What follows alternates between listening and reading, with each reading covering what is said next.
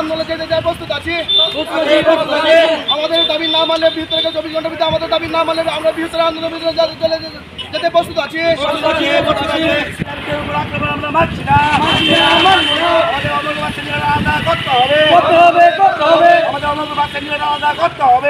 Second trip Agartala উদ্দেশ্যে রওনা দেয়। যখন যতনবাড়ি আইয়ে হ্যাঁ টাইম মতন হ্যাঁ ছাড়পত্র নিয়ে যায় আগরতলা উদ্দেশ্যে রওনা দেয়।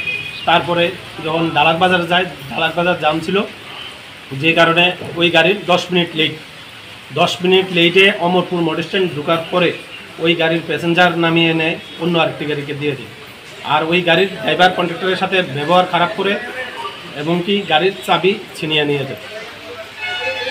ক্ষুব্ধ রয়েছে বলতে এই মূল কারণ হচ্ছে একটাই, যে অমরপুর কোনো বড় গাড়ি খুবই কম, আর যতনবাড়ি নতুন বাজার পর্বক শিলাচুরি ঘোড়াকাপ্পা গন্ডাছড়া রৈশাবাড়ির গাড়ি বেশি, যে কারণে তাদের ছোট গাড়ি আছে, অটো টমটম মারুতি তারপরে কমান্ডার সাফারি এইসব গাড়িগুলি তারা বলছে যে প্যাসেঞ্জার পায় না। এই কারণে এই বিষয় নিয়ে আমাদের সাথে ঝামেলা সৃষ্টি। আমরা আরও বড় আন্দোলনে নামবো, আর যদি আমাদের সিন্ডিকেট আলাদা করে দেওয়া না হয় তারপর আমরা রাস্তাঘাট অবরোধ করে দেব। আমরা নতুন বাজার পিএস